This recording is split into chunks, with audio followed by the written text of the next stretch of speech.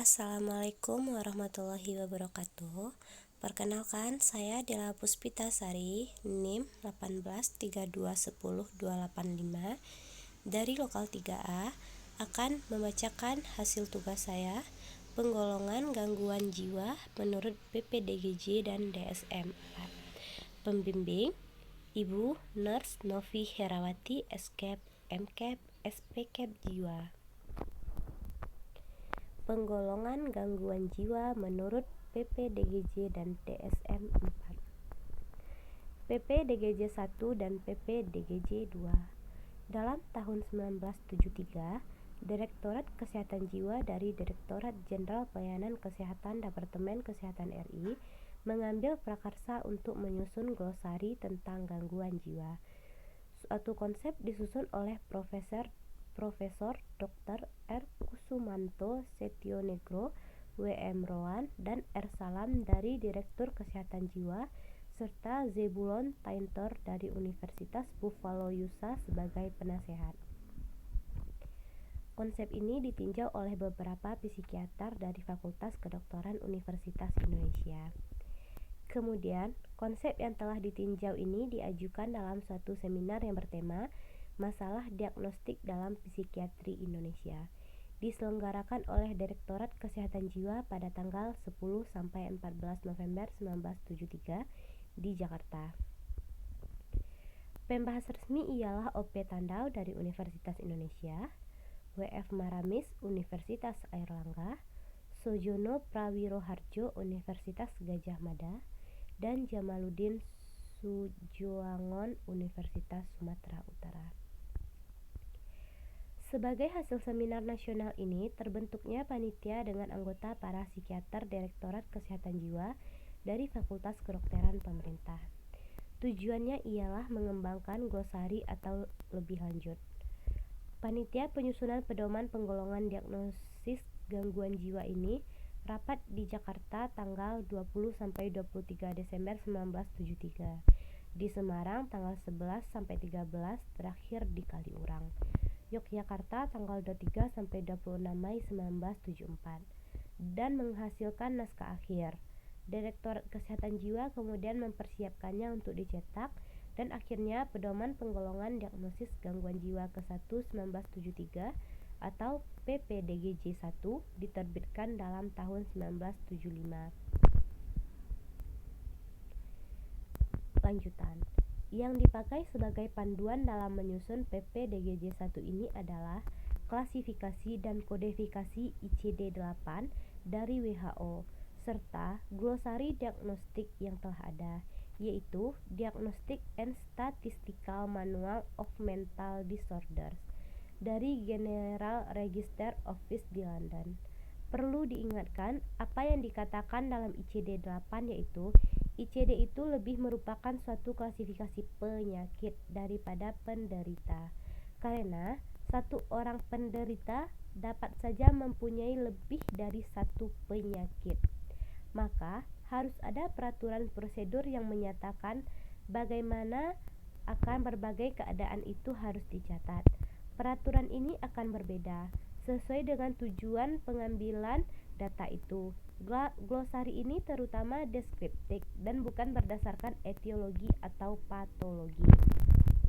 PPDGJ 2. Pedoman Penggolongan dan Diagnosis Gangguan Jiwa di Indonesia edisi 2 atau PPDGJ 2 disusun pada tahun 1983 dengan menggunakan ICD 9 dan Diagnostic and Statistical Manual for Mental and Behavior Disorders 3rd Edition atau DSM 3.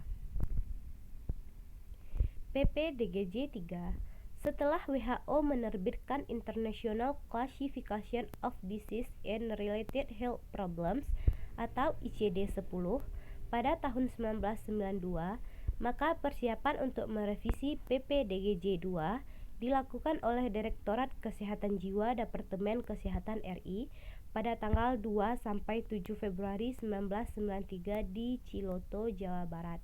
Diadakan workshop to review ICD 10 dan pelatihan diagnosis sesuai PPDGJ 3 dengan peserta yang mewakili bidang pelayanan Departemen Kesehatan, Rumah Sakit Jiwa, bagian psikiatri RSU swasta dan ABRI, bidang pendidikan, laboratorium psikiatri Fakultas Kedokteran Universitas Negeri dan Swasta, bidang profesi IDAJI atau Ikatan Dokter Ahli Jiwa Indonesia waktu itu, dan yang lain-lain. Perbedaan dengan PP-DGJ 2 yang juga mengambil DSM-3 sebagai acuan, PP-DGJ 3 sepenuhnya disusun berdasarkan kodifikasi nomenklatur atau terminologi ICD-10, Classification of Mental and Behavioral Disorders. PP-DGJ 3 ini direncanakan untuk dapat digunakan sebagai pegangan setidaknya untuk 10 tahun, dari 1994 sampai 2004. Kalau PP-DGJ 2 menggunakan kode numerik 290 sampai 319, PP-DGJ 3 ini menggunakan alfanumerik, 1 huruf dan 2 angka, F00 sampai F99. Dengan demikian, ada 100 kategori diagnosis dibandingkan 30 kategori pada PP-DGJ 2. Untuk spesifikasi yang lebih terperinci, digunakan karakter keempat dan kelima. Diagnosis multiaksial. Tujuan diagnosis multiaksial adalah untuk mencakup informasi yang menyeluruh atau komprehensif, sehingga dapat membantu dalam perencanaan terapi dan pembuatan prognosis. Karena formatnya mudah dan sistematis, maka dapat membantu juga dalam menata dan mengomunikasikan informasi klinis, serta dalam menggambarkan perbedaan-perbedaan individual pada pasien dengan diagnosis klinis yang sama. Diagnosis multiaksial memakai 5 aksis, yaitu aksis 1, gangguan jiwa klinis F00 sampai F99 dan gangguan lain yang menjadi perhatian klinis utama. Aksis 2, gangguan kepribadian F21, F60, F61 dan retardasi mental F70 sampai F79. Lanjut aksis 3, kondisi medis umum seperti dalam ICD-10.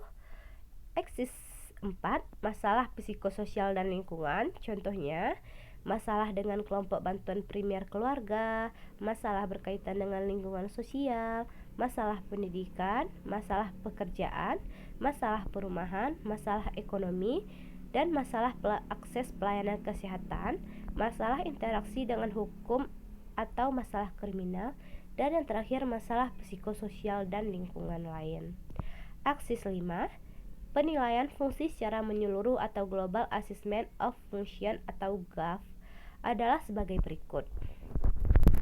100 sampai 91 tidak terdapat gejala, berfungsi optimal, tidak terdapat masalah yang tidak dapat diatasi. 90 sampai 81 terdapat gejala minimal, berfungsi cukup baik, cukup puas, terdapat tidak lebih dari masalah harian yang biasa. 80 sampai 71 gejala sementara dan dapat diatasi, gangguan yang ringan dalam aktivitas sosial, pekerjaan, sekolah dan lain-lain. 70 sampai 61 beberapa gejala ringan dan menetap, gangguan ringan dalam fungsi secara umum masih baik. 60 sampai 51 gejala sedang, gangguannya sedang. 50 sampai 41 gejala berat, gangguan berat. 40 sampai 31 beberapa gangguan dalam hubungan dengan kenyataan atau realitas dan komunikasi, gangguan berat dalam beberapa fungsi. 30-21 gangguan berat dalam komunikasi dan kemampuan penilaian, tidak mampu berfungsi hampir pada semua bidang. 20-19 bahaya melukai diri sendiri atau orang lain, gangguan sangat berat dalam berkomunikasi dan mengurus diri sendiri. 10-1 seperti di atas tetapi lebih persisten dan lebih serius. 0 informasi tidak cukup. Sumber Willy F. Maramis dan Albert A. Maramis 2009 halaman 175 sampai halaman 176. Kesimpulan dari hasil tugas saya di atas, saya menarik kesimpulan yang pertama, PP-DGJ 1 1973 yang diterbitkan oleh Direktorat Kesehatan Jiwa dalam tahun 1973 pada dasarnya memakai klasifikasi dan kodifikasi ICD-8 dengan nomor 290 sampai 319. ditambah dengan digit keempat dan beberapa digit kelima untuk diagnosis yang lebih terperinci. Yang kedua, perbedaan utama antara PPDGJ2 dan PPDGJ3 ialah bahwa PPDGJ2 memakai kodifikasi numerik.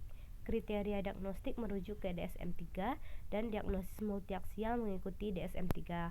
PPDGJ1 sampai 3 memakai kodifikasi alfanumerik seperti ICD-10. Pedoman diagnostik merujuk ke ICD-10 dan diagnostik multiaksial mengikuti DSM-4. Sumber: F. Maramis, Willy F. Maramis, Albert A. Maramis, tahun 2009. Catatan Ilmu Kedokteran Jiwa, Surabaya, Airlangga University Press. Terima kasih, sekian penampilan dari saya. Assalamualaikum warahmatullahi wabarakatuh.